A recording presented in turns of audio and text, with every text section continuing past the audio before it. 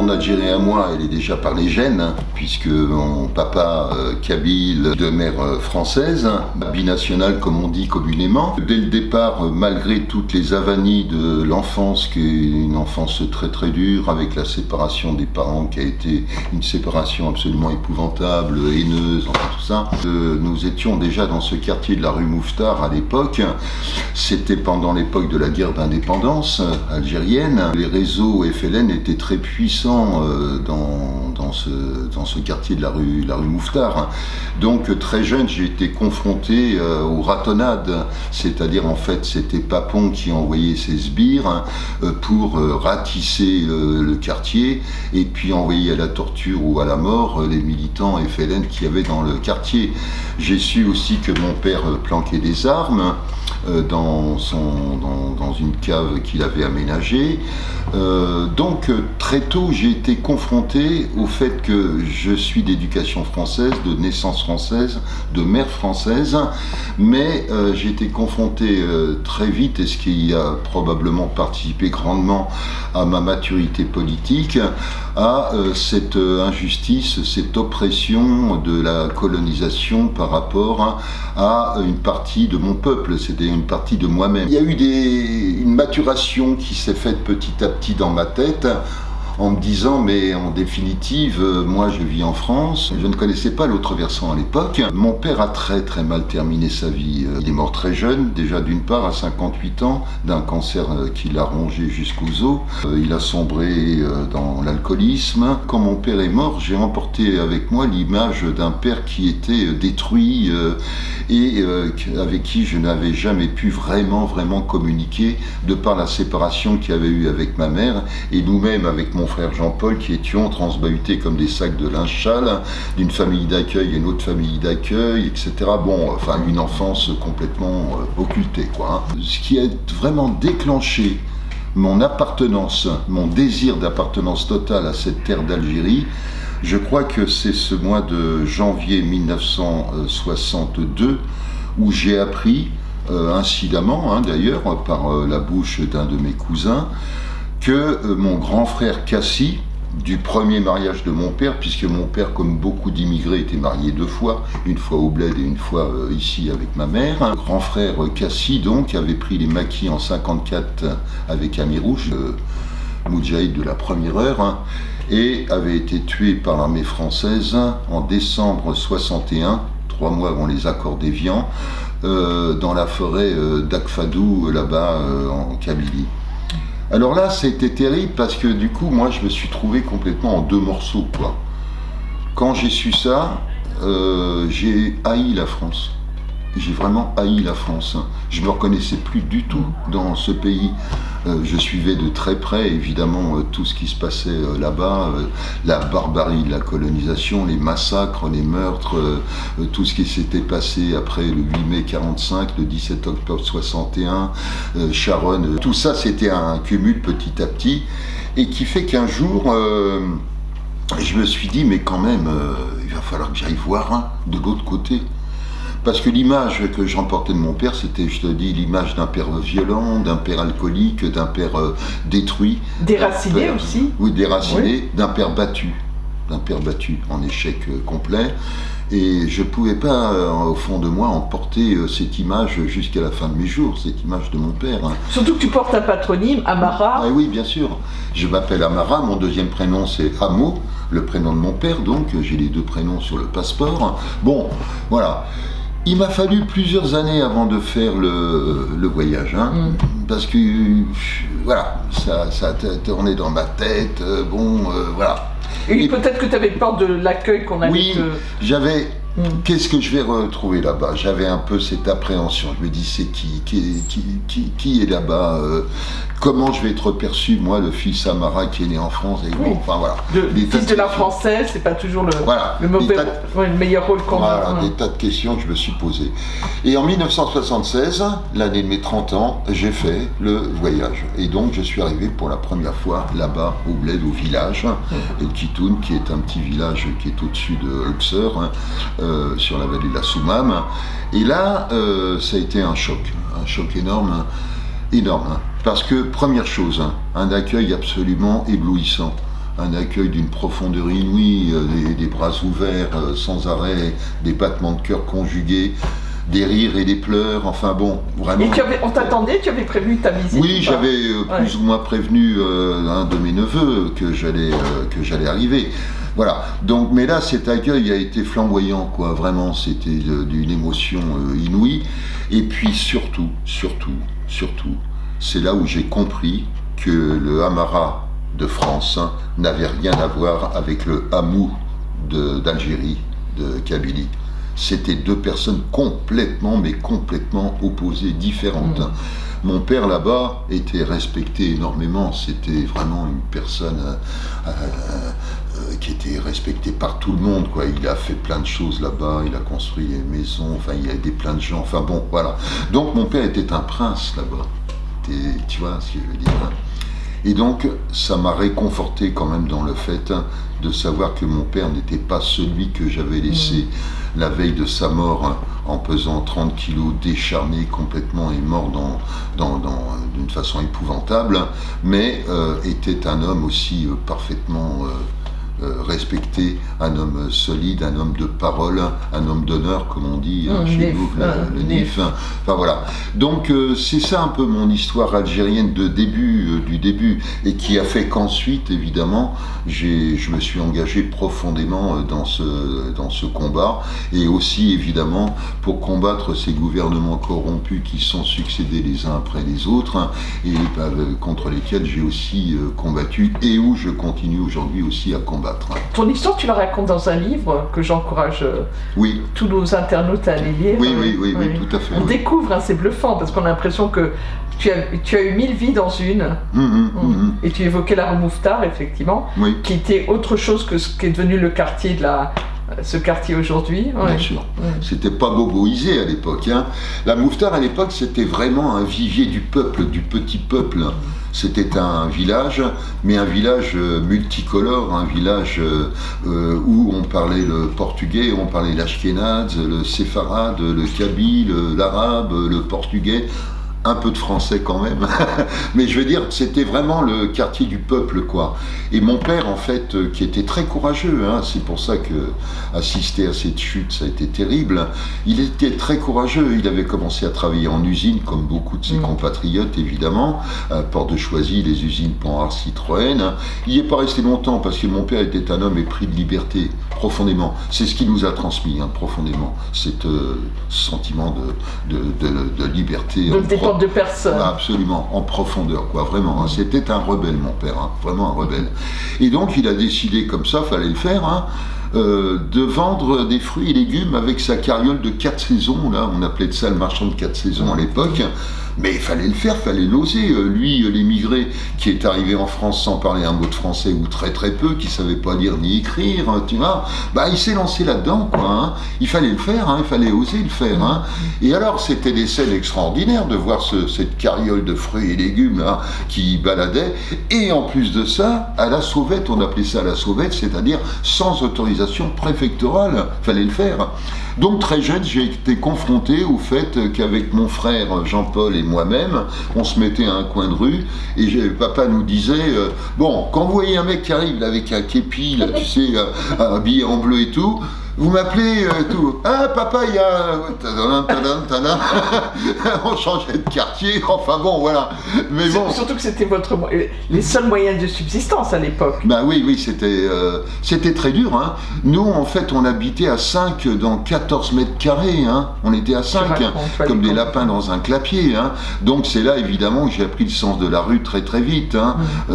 En âge de marché, on était déjà dans la rue. Mais on était protégés à l'époque, en fait. Les gamins de la rue étaient protégés par les regards des autres, quoi. Chacun couvait les enfants des autres de façon excessivement attentive, quoi. Voilà. Donc, quand les petits Amaras se déplaçaient d'un endroit à un autre, tout le monde savait que les petits Amaras sont là, et puis ensuite là, et ensuite là. Enfin, voilà. Bon, c'était un quartier fraternel, un quartier ouvert, un quartier profondément solidaire.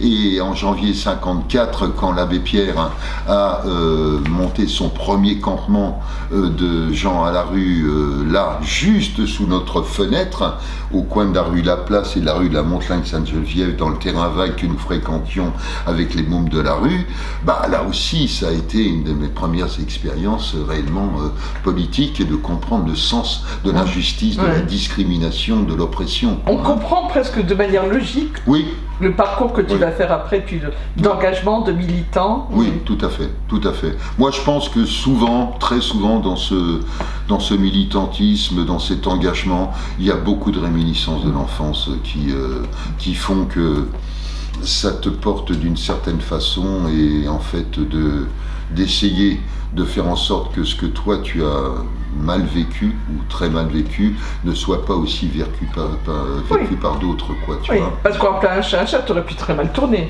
comme toi, comme ton frère. Ça avait commencé, hein. Moi je commençais à piquer des mobylettes, des petits trucs comme ça, des larcins. Et en définitive, deux choses qui m'ont sauvé, en fait, hein, parce que là, on était complètement déracinés, hein, on était vraiment à la rue, au sens premier et au sens figuré du mot, quoi, hein, on était complètement largués, quoi. Hein. Mais ce qui m'a sauvé, paradoxalement, c'est la maladie. J'ai eu la tuberculose très tôt, j'avais 13 ans, j'ai fait plus d'1 an de sanatorium, et du coup, ça m'a protégé d'une certaine façon, la maladie m'a d'une certaine façon protégé, et puis après, c'est le sport qui m'a sauvé aussi beaucoup, j'ai fait énormément de sport, d'équipe, collectif, qui m'a appris à connaître le collectif également, voilà, donc j'ai surnagé par rapport à ça, mais tu vois, j'ai 77 ans aujourd'hui. Je sais que je mourrai en ayant toujours, mais alors jusqu'au dernier souffle, l'image de mon père, de cette terre d'Algérie complètement inscrite au fond de mon esprit et au fond de mon cœur, à tel point que je commence à me poser sérieusement la question de penser que un jour, je finirai ma vie là-bas. Et pas ici, probablement, quoi. J'y pense de plus en plus, hein, de plus en plus. Hein. Oui, parce qu'on évoque des relations avec l'Algérie depuis qui sont des voyages qui sont assez réguliers. Ah oui, après j'ai fait beaucoup de voyages régulièrement, toujours en plus en réglant des gros problèmes. C'est ça aussi, tu vois, les méfaits de l'immigration sur ce que j'appelle la colonisation des esprits.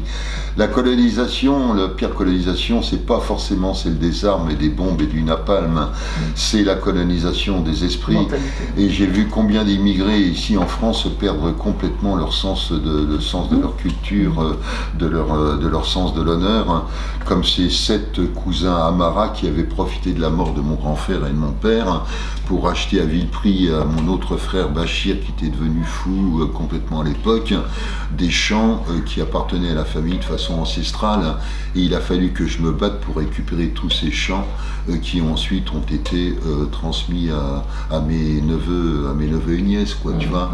Mais ça, tu vois, ça m'a vraiment beaucoup interpellé, le fait que l'immigré, beaucoup, très souvent, malheureusement, à un moment donné, perd vraiment ses odeurs, ses racines.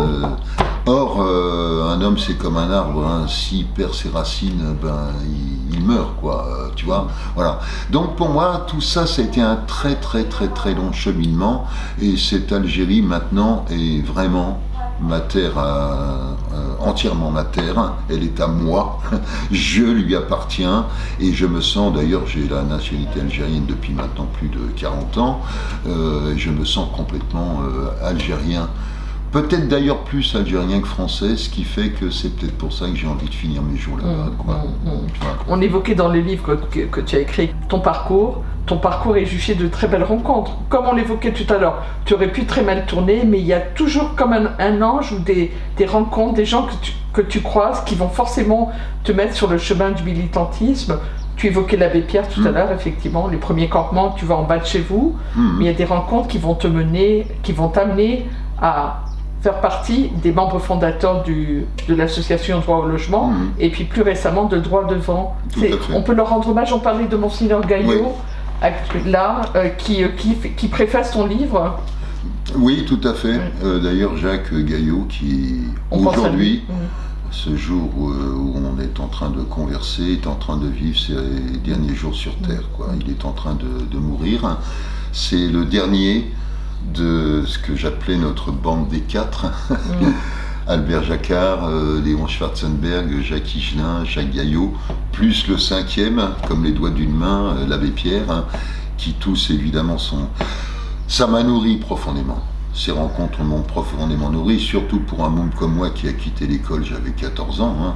Je me suis formé par ces rencontres, beaucoup par la lecture, beaucoup par le voyage, parce que j'ai eu la chance, en faisant ce métier de musicien, de chanteur de rue avec mon frère, de faire le tour du monde, d'aller dans une quarantaine de pays sur les 5 continents, enfin, vraiment une sorte de parcours arc-en-ciel de rencontres multiples qui petit à petit font que l'enfant que j'étais est devenu l'homme que je suis aussi. Il y a une sorte de pâte de levain. Avec des vraies valeurs. Avec des vraies valeurs. Comme une pâte, tu sais, qui se lève un levain et qui va donner ensuite naissance à un pain savoureux, tu vois, avec une mie, là, le cœur du pain, tu vois, que tu as envie de dévorer, tu vois.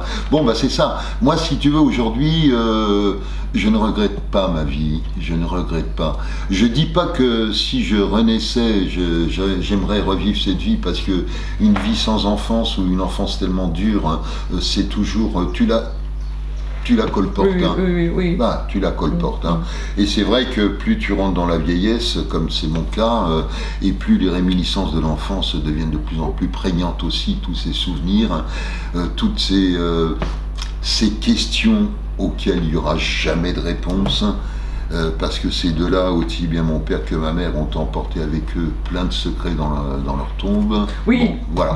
On ne trahira pas le secret du livre, mais la relation de tes parents, un couple déjà hors norme, même si c'était le cas quand même plus fréquemment qu'on l'imaginait à l'époque, un couple hors norme qui va finir par se déchirer, sans explication particulière, sans compréhension, avec des enfants qui assistent à la lente d'échéance. Voilà. Ma mère était plus forte que mon père, en fait. Elle a beaucoup plus surnagé. Mon père, lui, par contre, comme je l'ai dit tout à l'heure, ça a été la pente glissante petit à petit. Enfin voilà. Bon. Maintenant, Il parlait d'Algérie, ton père? Est-ce que c'est par lui que tu as connu un peu l'histoire de la famille ou pas? Pas vraiment par lui. Mon père, c'était vraiment un taiseux, mais comme un grand taiseux, tu vois. J'avais beaucoup de mal à converser avec lui. Et puis je te dis, moi quand mon père est mort, je l'ai vu dans son cercueil avant de partir au bled. J'ai regardé ce visage et j'ai dit, mais je connais pas mon père en fait. Je ne le connais pas.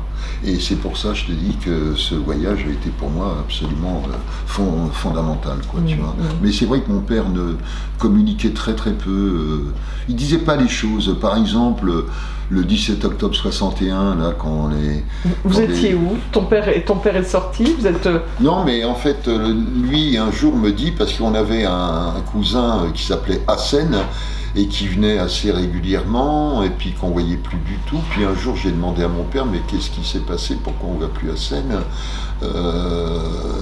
Et il m'a dit, en faisant un jeu de mots à sa façon, à Seine, c'est jeté dans la Seine. Voilà, oui, mais il ne s'est pas jeté, on l'a jeté dans la Seine. Il a fait partie des dizaines et des dizaines d'Algériens qui ont été foutus à la Seine par la police de Papon, quoi. Bon, voilà, des choses comme ça. Donc, il parlait très peu. Non, il a fallu vraiment que ça soit un effort de moi-même pour aller à la rencontre, d'avoir, de retisser, si tu veux, de tisser un petit peu tout cet ensemble qui était complètement déchiré, éparpillé, émietté, voilà. Et à un moment donné, il a fallu que je reconstitue toute cette mémoire, et qui a fait que lorsque je suis arrivé au bled pour la première fois, j'avais quand même retisser pas mal de fils pour savoir quand même où j'arrivais. Ce qui n'empêche que pour moi ça a été une découverte, comme je le disais tout à l'heure, absolument flamboyante, émouvante, magnifique, quoi. Je veux bien que on revienne sur ton militantisme, sur ton engagement. On parlait de Monseigneur Gaillot à l'instant, qui préface ton livre, donc, dont je découvre effectivement, qui raconte qu'il a été jeune militaire pendant la guerre d'indépendance. Je vous encourage à découvrir le parcours de ce monsieur que je découvre. Et donc, j'ai que des belles rencontres, en fait, qui t'ont porté haut, qui font qu'aujourd'hui, même si tu souhaites passer la main, ton engagement pour les sans-papiers et puis pour le droit au logement, tes engagements ont été soutenus par des personnes qui avaient pignon sur rue, et des personnes très, très éclectiques. On parlait de l'abbé Pierre, d'Albert Jacquard, Léon Schwarzenberg. On a du mal à imaginer que ces gens-là étaient appelés à se rencontrer. Ben oui, parce qu'en fait, ils se complétaient, ces quatre-là. Il y avait le médecin Schwarzenberg, il y avait le chercheur Jacquard, il y avait l'artiste Higelin, il y avait l'homme d'église Gaillot. Avec, au-dessus de tout ça, on va dire, enfin non, mais à titre égal, l'abbé Pierre qui lui échappe à la norme de toute façon, quoi. Non, mais c'est vrai, et cet assemblage-là, pour moi, parce que, si tu veux, c'est un combat aussi, c'est pas simplement de dire on veut un logement pour tous et des papiers pour tous, non, ça suffit pas, ça. C'est un engagement au long cours, hein. Mais moi, j'ai très tôt mené dans les réseaux une lutte anticoloniale aussi, hein. C'est pour ça que je me suis retrouvé de nombreuses fois aux côtés du peuple palestinien, combattre aux côtés du peuple palestinien par rapport à l'apartheid, à la colonisation, au massacre, enfin, voilà. C'est ce que j'essaie d'expliquer aux camarades. Votre combat à vous, effectivement, c'est d'avoir un petit morceau de papier qui s'appelle une carte de séjour qui pèse 7 grammes, pour laquelle il faut présenter 3 kilos de dossier, mais sachez aussi que votre combat, il s'inscrit aussi dans un combat anticolonial, parce que les uns comme les autres, vous trimballez aussi pour beaucoup dans vos esprits encore les traces de la colonisation, quoi. Voilà. Et des grands-pères, entre autres, qui ont combattu pour la France au sein de l'armée d'Afrique. Absolument, absolument. Et on a vu tous ces grands-pères, alors moi ce qu'on appelait à l'époque chair à canon, chair à patron, hein, en première ligne pour défendre le drapeau français, puis en train de reconstruire la France dans les décombres de l'après-guerre, dans les mines, les usines, les chantiers, les métiers les plus durs qui soient, quoi, hein. Donc ces grands-pères ont donné leur sueur et leur sang à la France, effectivement. Donc il est légitime que les petits-enfants qui aujourd'hui viennent en France, la France c'est leur pays, et notre slogan à droite devant c'est « J'y suis, j'y reste, je ne partirai pas », hein, ça c'est clair. Voilà. Donc c'est un petit peu tout ce travail-là. En fait, ce qui est très très important aujourd'hui, c'est de dépasser le cap simplement de l'immédiateté, tu vois ce que je veux dire. Oui, on peut gueuler des papiers pour tous, oui, on peut gueuler des logements pour tous, etc. Mais savoir remonter de la conséquence à la cause. Quand j'ai voyagé pas mal en Afrique, au Mali, tout ça, bon, de savoir aussi quels sont les ressorts de cette immigration forcée, la plupart du temps évidemment non voulue, hein. Un immigré qui vient ici en ayant pris tous les risques, c'est pas pour apprendre à faire la choucroute, visiter la Tour Eiffel ou danser la gavotte bretonne, hein. Oui. Hein, en rappelant que s'il avait pu rester dans son pays d'origine, il l'aurait fait. Voilà, il n'y a pas pire que d'être complètement détaché de son pays d'origine, et surtout d'arriver dans un pays que tu connais pas, sans savoir combien de temps tu vas y rester et dans combien de temps tu vas pouvoir retourner dans ta terre d'origine. Combien j'en ai vu ici, là, de camarades sans-papiers qui ont perdu au bled une mère, un père, une sœur, un frère, un enfant, et qui n'ont même pas pu aller assister à leur dernier souffle. Enfin bon, c'est absolument inouï. C'est inimaginable, cette injustice profonde, quoi. La France s'est beaucoup dégradée, hein, beaucoup.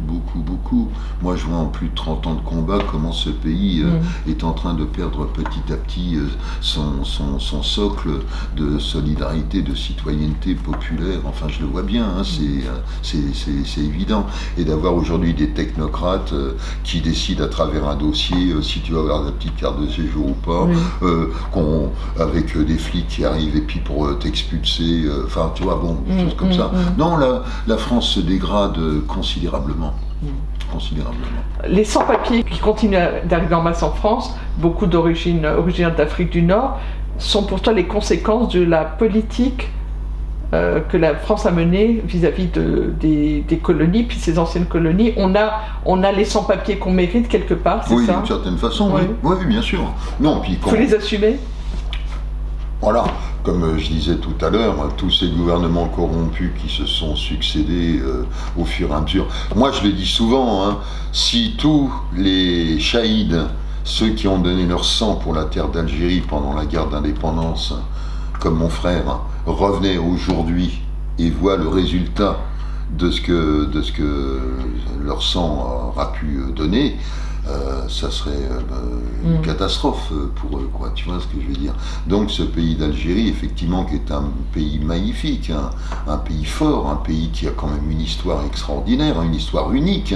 132 ans de colonisation, c'est pas n'importe quel pays. 7 ans et demi de guerre d'indépendance avec des centaines de milliers de shahids, c'est pas n'importe quoi. Et de voir comment ce pays a été gouverné ces derniers temps, c'est bien. Donc évidemment, moi je le vois bien chez pas mal de jeunes Algériens. Il y a une sorte de désespérance parce qu'on voit pas l'horizon. Donc persiste encore ce miroir aux alouettes de la France, terre d'accueil. Oui, mais moi je leur dis souvent, attendez, la France est une terre d'accueil aujourd'hui, hein, c'est pas une terre d'accueil. Hein, voilà. Donc, ne vaut-il pas mieux parfois rester à lutter sur sa terre pour améliorer l'avenir, hein, plutôt que de partir dans un pays inconnu où on va être d'une certaine façon esclavagisé, parce que attention, hein, combien de centaines de milliers de sans-papiers travaillent dans des conditions épouvantables, une surexploitation absolue. Bon, voilà, ça se discute. Maintenant, je comprends ceux qui ont envie de partir, hein, comprends. Mais moi, je parle souvent avec eux, je dis, bon, les camarades, attention, faites bien attention avant de partir, réfléchissez bien, de pas non plus croire à l'illusion, au rêve d'une France fraternelle, solidaire, les bras ouverts. C'est pas le cas, hein, et de moins en moins. Hein, de plus en plus, tu vois l'étranger qui est une sorte de bouc émissaire absolu de tous les maux de la société française, du chômage, du trou de la sécurité sociale, enfin que sais-je encore, quoi. Oui, de ton statut de franco-algérien, je crois que tu l'évoques assez facilement, assez librement dans les réunions au sein de l'association Droit Devant. Comment es-tu perçu? Les camarades qui me connaissent me considèrent autant algérien que français, hein, ça c'est une certitude. Hein. Ils savent très bien mon investissement là-bas au bled. Ils savent très bien que moi j'ai été tricard à un moment donné. Hein. En 88, là j'étais sur la blacklist du consulat algérien. Hein. Quand il y a eu Chadli qui a fait tirer sur les jeunes, là on a monté une coordination de soutien au peuple algérien ici en France. Bon, j'ai été fiché, etc. Donc j'ai donné beaucoup aussi pour l'Algérie, aussi bien au niveau militant qu'au niveau purement aussi humain sur place, sur cette terre d'Algérie qui est la mienne, quoi. Hein. Je reste sur le combat de l'association Droit Devant. C'est un combat que tu annonces, que tu présentes dès le départ comme collectif. On n'est pas un service un bureau. Vous n'êtes pas un bureau administratif qui va régler au cas par cas et en quelques semaines la situation de toutes les personnes qui franchissent le cadre de l'association. Tout à fait. Moi, ce que je dis à tous ceux qui arrivent la première fois, déjà, je leur dis attention, ici on ne vend pas de rêve, on ne vend pas d'illusions. Vous imaginez pas, parce que vous arrivez avec votre petit dossier sous le bras, qu'en 2 coups de cuillère à peau, ça va se régler comme ça. Non. D'abord, vous allez faire partie d'une tribu qui s'appelle Droit Devant, avec lesquels vous allez combattre collectivement pour arracher un gouvernement, aucun gouvernement ne donne, hein, il faut aller lui arracher, ce sens de la justice et de l'égalité des droits à travers déjà la délivrance de cette petite carte de séjour. Donc le plus difficile à faire admettre souvent à ceux qui viennent la première fois, c'est le passage du je au nous, tu vois. Et moi je considère que l'alchimie de cette lutte collective, ça soit le DA, le Droit Devant, etc., ça a été en ces 30 années et quelques de combat, non pas les résultats qu'on a eus, des résultats probants, hein. Par la lutte on a obtenu des milliers de logements, des milliers de régularisations, d'accord, ça c'est un fait. Mais je crois que le plus important, c'est d'avoir provoqué dans les têtes de ceux qui subissent le fait que le combat collectif est un antidote au poison de la fatalité, quoi, tu vois, et que l'agrégation collective peut permettre ce que d'aucuns pensaient totalement inatteignable en étant tout seul. Donc en fait, c'est comment, à travers des détresses, des souffrances, des blessures individuelles, comment ce mariage entre cette agrégation entre ces souffrances, ces blessures, peuvent donner naissance à une force collective. Il y a l'engagement de la part des personnes qui franchissent la porte de... Absolument. Après, ces personnes qui arrivent pour la première fois sont évidemment prises en charge, entre guillemets, par ceux qui ont vécu le combat et qui ensuite transmettent leur expérience. Droit devant, c'est une formation continue en fait, c'est non-stop. D'ailleurs, contrairement à la majorité des associations, il n'y a pas de bureau d'administration, il n'y a pas de conseil d'administration. Non. Nous, notre conseil d'administration, c'est ici au quotidien, les temps de parole des uns avec les autres, les assemblées générales, enfin, les réunions régulières qui se font, et puis surtout, informel, quoi. C'est-à-dire qu'ici, un camarade qui est là, qui a été régularisé et qui reste à l'association, pour nous, c'est très, très, très précieux. Parce que lui, il a combattu et il a obtenu ses droits en combattant. Donc ensuite, il transmet cette expérience à celui qui va arriver en lui disant, tu vois, moi j'ai réussi, toi, il n'y a pas de raison que tu ne le fasses pas non plus, quoi. Donc voilà, c'est la vertu vraiment du combat collectif, c'est de passer au-delà du subi, de cette notion de fatalité en se disant, bon, de toute façon, moi je suis à ras du pavé, j'y resterai, puis de toute façon, on ne m'accordera que les miettes de la survie, mais jamais le festin de la vie tout court, quoi. Voilà. Et donc on accule les pauvres petit à petit, ces systèmes acculent les pauvres à accepter de façon presque, pour ainsi dire, définitive, le fait qu'on leur accorde des miettes pour ne pas crever immédiatement sur place, mais que surtout, aucun d'entre eux n'aura accès au festin avec des nappes brodées, avec, etc. Tu vois ce que je veux dire? Donc voilà, c'est de mettre dans la tête du pauvre que, irrémédiablement, il restera pauvre, il restera démuni, il restera marginal, il restera exclu. Alors tout ça, tout ce combat collectif, c'est pour combattre justement sur ces idées reçues et sur ce poison de la fatalité qu'on essaye d'instaurer dans ceux qui subissent le plus. Le combat collectif, c'est les retrouvailles aussi avec la dignité de l'individu qui pensait l'avoir irrémédiablement perdue et qui peut la reconquérir à partir du moment où il s'agrège, quoi, et qui ne reste pas tout seul. Nous, notre combat, il est contre la colonisation, contre l'oppression, la discrimination et surtout pour l'égalité des droits, quoi. Notre combat, c'est l'égalité des droits. Voilà. Donc, il nous a amenés dans plein de sphères différentes. Moi, je suis allé au Brésil, aux côtés des sans-terre du Brésil, au Japon, aux côtés des pauvres SDF japonais là-bas à Tokyo, dans des tas de pays, au Chiapas, avec le sous-commandant Marcos, en Palestine, enfin voilà. Donc, c'est aussi de faire comprendre aux individus qui subissent ici, entre autres par exemple les sans-papiers, qu'ils appartiennent aussi à un combat universel. C'est pour ça que j'ai provoqué souvent des rencontres avec des camarades palestiniens qui avaient réussi à venir en France, de les faire se rencontrer avec les sans-papiers, et que les sans-papiers s'imaginent pas que ça soit les seuls à souffrir, que la souffrance d'un militant palestinien qui se bat de génération en génération contre l'apartheid de la colonisation, ça c'est pas du n'importe quoi. Donc c'est faire en sorte aussi de pas simplement considérer que sa souffrance et son combat est le seul digne d'être mené. Non, il fait partie d'une mondialisation des résistances. Tu vois ? On parlait de l'association, on va en dire encore un mot si tu veux sur Droit devant. Tu évoquais le fait que les bénévoles d'aujourd'hui sont souvent d'anciens sans-papiers qui ont été régularisés. C'est ça l'idée, la perspective, c'est que tu souhaites toi aussi à un moment passer la main ? Oui, tout à fait. Ce que je souhaite, d'ailleurs, ce qu'elle se fait petit à petit, c'est que cette association, je me retirerai, comme d'autres aussi, les militants, les vieux militants, appartiennent, en fait, appartiennent aux camarades, aux acteurs eux-mêmes, voilà. Je pense que c'est hyper important. Or, comme là, il y a plein de sans-papiers qui restent à l'association, qui maintenant se sont formés politiquement, savent où ils vont, savent ce qu'il faut faire pour agréger, pour combattre collectivement.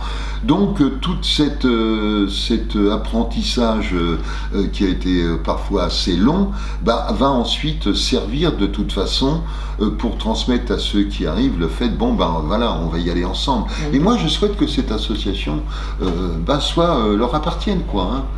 Et petit à petit, c'est en train de se faire. Hein. Je vois bien, là, il y a plein de camarades, de plus en plus, qui, comme, évidemment, comme partout dans n'importe quelle tribu humaine, il y en a toujours qui émergent par rapport à d'autres, mais le principe, c'est que celui qui émerge et qui deviendra un meneur, ne le fasse pas de façon intempestive et dictatoriale, quoi, hein, voilà, et que ça soit vraiment transversal.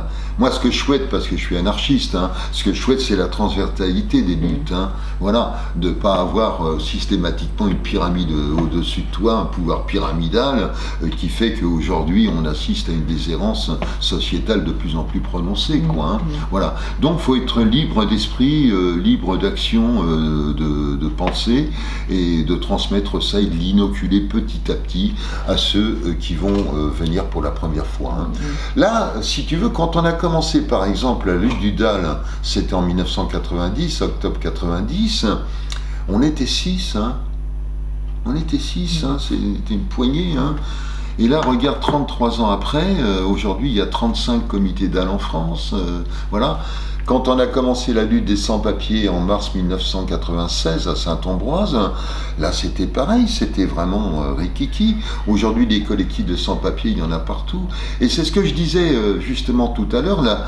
Moi, ce qui vraiment fait que il me semble avoir été utile dans ce combat, c'est d'avoir participé, avec d'autres bien entendu, à la reconstitution d'individus petit à petit, qui se croyaient perdus et qui ont relevé la tête, hein, et qui petit à petit propagent aussi autour d'eux le fait, moi j'y suis arrivé, toi tu vas y arriver aussi. Hein. Voilà. En fait, c'est ça la réussite, surtout de nos combats, enfin la force de notre combat, au-delà des résultats concrets. Moi, je donne autant que je reçois. Hein. C'est une nourriture commune. Moi, si tu veux, je me reconstitue aussi, je me cimente intellectuellement, notamment culturellement, au contact permanent de ces camarades que je ne connaissais pas encore hier. On milite jamais entièrement pour les autres, hein. Bien sûr, mais on milite aussi pour soi-même, hein, pour se reconstituer aussi soi-même. Donc c'est, comme je le dis souvent aux camarades, non, moi je ne vous aide pas les camarades. Je déteste ce mot, assistana, aide, etc. Non, non, non, non, non, non. On va combattre ensemble, à égalité, transversalement, pour obtenir un droit qui est le vôtre, hein, et on le fera ensemble. Mais de façon transversale et non pas pyramidale, quoi. Hein. Et ne croyez pas que moi, en tant que militant, parce que voilà, l'expérience, etc., que ça soit moi qui aille vous dire, bon, les gars, vous faites ci, les gars, vous faites ça. Non. Avant de faire, on va discuter, avant de faire ensemble. On va discuter du bien fondé d'une action ou pas, etc. Mais tout ça se discute sans arrêt. Comme je le disais tout à l'heure, les temps de parole à droite devant sont permanents. Et les prises de décision sont toujours collectives. Toujours collectives. Le petit Jean-Claude du quartier de la rue Mouffetard te verrait aujourd'hui, qu'est-ce qu'il penserait de toi? Il serait heureux, je pense. Je pense qu'il serait heureux de voir que tout le subi d'une enfance a pu maturer, arriver à maturation pour amener à une conscience politique très, très profonde, hein, je pense, et que ces combats-là qui sont menés depuis maintenant des dizaines d'années, en fait, c'est quand même une sorte d'épanouissement, quoi. Hein. Voilà, je pense que le camarade enfant de la rue Mouffetard, hein, serait heureux de voir le Hamara, ce qu'il est devenu après, alors que c'était pas du tout gagné d'avance.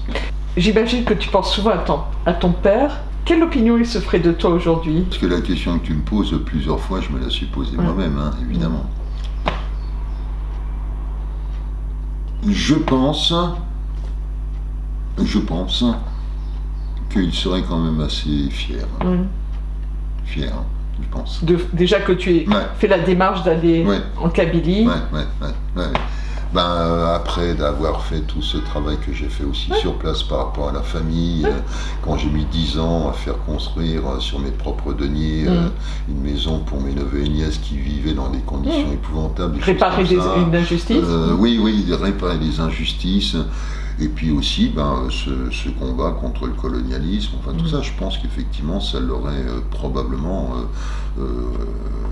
ça l'aurait rendu fier et probablement heureux. Et qu'il y a une transmission qui s'opère, parce que tu emmènes tes enfants. Oui.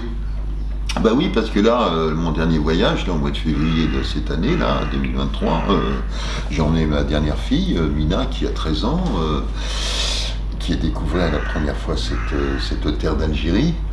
C'était pour elle aussi un choc absolument extraordinaire. Elle n'a qu'une envie, c'est d'y retourner. Et du coup, on y retourne là au mois de juin. Là, voilà. Parce qu'en fait, du coup, elle a fait connaissance d'une partie de cette famille Amara qu'elle ne connaît pas, en France, quoi. Hein. À part si j'ai un neveu, nièce ici en France, mais là-bas, le gros de la famille Amara, il est de l'autre côté. Donc là, Mina, ça a été pour elle. Alors, enfin voilà. Je pense qu'elle a vécu ça de la même façon que moi. Bon, évidemment, avec une différence d'âge. J'avais 30 ans, elle en a 13. Mais pour elle, ça a été d'une émotion absolue, quoi. Enfin, c'était une découverte magnifique, vraiment magnifique. Et là, du coup, déjà, elle veut apprendre à parler le kabyle, des choses comme ça. Bon, voilà. Et je pense qu'après, maintenant qu'elle a fait ce premier voyage, après, elle y retournera souvent, je pense. Hein. C'est une évidence. Hein.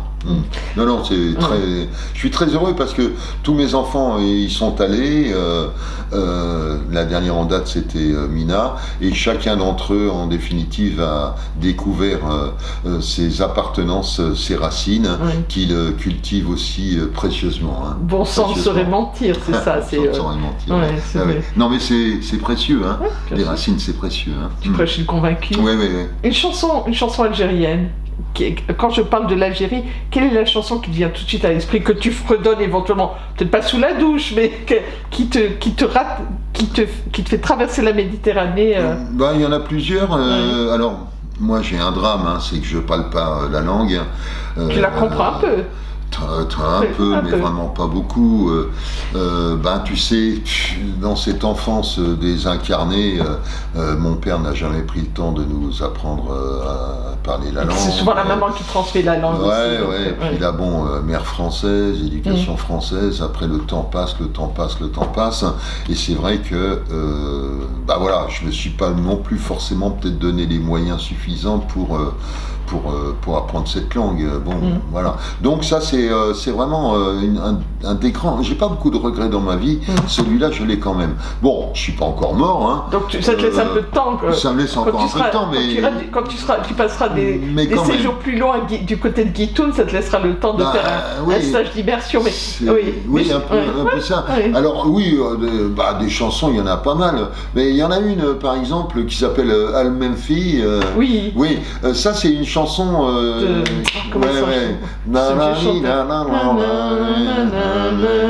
Celle-là, oui, parce que quand j'ai monté une troupe des théâtres à Droit-Devant, là, il y a quelques années de ça, ce qu'ils appelaient les tréteaux de la colère, parce que je suis un homme de culture aussi, donc dans ce combat, j'essaie d'amener aussi le sens de la poésie, de la culture, de la création, de l'imaginaire, enfin tout ça, tu vois. Et donc, cette chanson, on l'avait mis, elle faisait partie du spectacle. Alors, mon ami, mon frère, c'est Aclidé, on se connaît depuis 25 ans, donc on a fait des trucs ensemble. Là, on va certainement faire une chanson ensemble.